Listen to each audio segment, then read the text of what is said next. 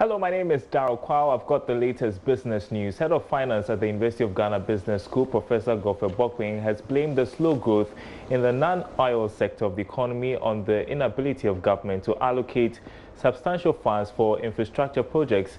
According to him, the country is likely to experience non-growth if government doesn't pay attention to this. He was speaking at a lecture organized by Imani Ghana.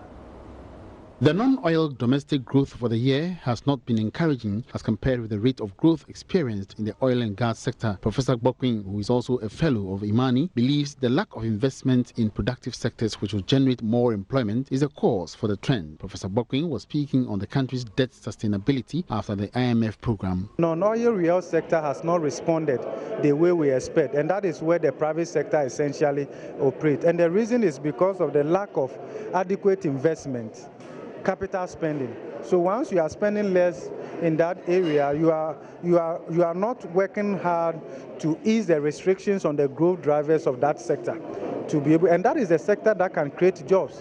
When it comes to hydrocarbon production, oil and gas, the growth that is coming from there is not inclusive. It's not growth that is coming along with job creation, where a lot more people get employed and they can also pay their direct taxes and all of that. We are not seeing that. We are seeing more of jobless growth. We are seeing more of unbalanced growth, and that is not good enough. He's therefore warning that high tax exemptions may have a negative effect on the country's growth. The reality on the ground today that Ghana is losing excessively through these tax exemptions or tax expenditure generally, and it doesn't make. We are not the only people saying it. The development partners have talked about it. The IMF has talked about it. The World Bank has talked about it, and all of that. We cannot continue this way. These companies are in tax-paying position. Even with the VAT, that we seem to be making some gains from there. The efficiency level is very, very low, and also you can trace that to all kinds of exemptions that we grant here and there. Beyond a certain point, we want to look at the costs and then the benefit of doing those exemptions. And I think there's a compelling reason to take another look at those exemption regime. Discussions have been heavy on the country's public debt and sustainability after the external credit facility program with the IMF. While the economist Professor Bokwing has been speaking about other issues, warning that Ghana could go again to the International Monetary Fund for credit facility support in the next 2 years if government fails to manage expenditure for the election year. He says the country's debt ratio is reaching an unsustainable level which must be dealt with immediately. We don't have sufficient fiscal space, so any election-related expenses beyond certain level may be the reason why we go for our 17th IMF program. It's real. It's real.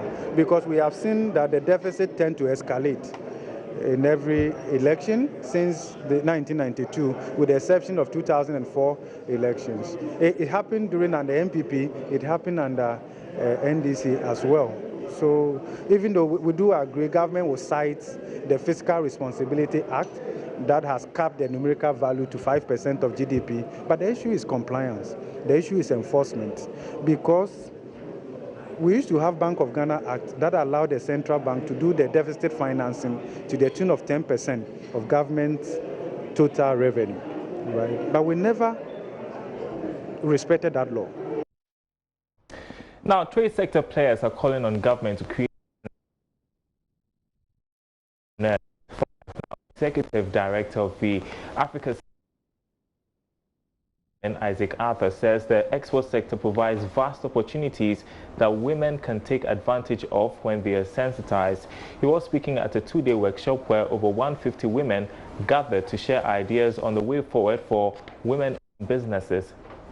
When our government signed these trade agreements, they are not able to disseminate the findings or the content, what it means. No research, in fact, is even done prior to signing these agreements for Ghanaian businesses to understand the implication of these agreements on their business activities. You know, if you take the Continental Free Trade, for instance, I mean, it's given 90% market access.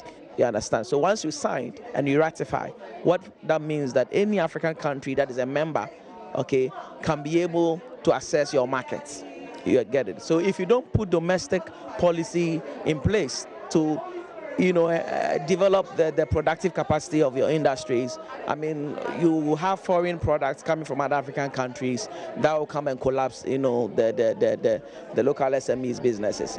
So for us, it's a major issue for us, and we think it is time for the government to sensitize Ghanaians on some of these trade agreements. Okay, what are the opportunities in there for them? All right, and that's all in business. Back to you, Daniel. Thanks, Carol. And the AFCON 2019 begins today.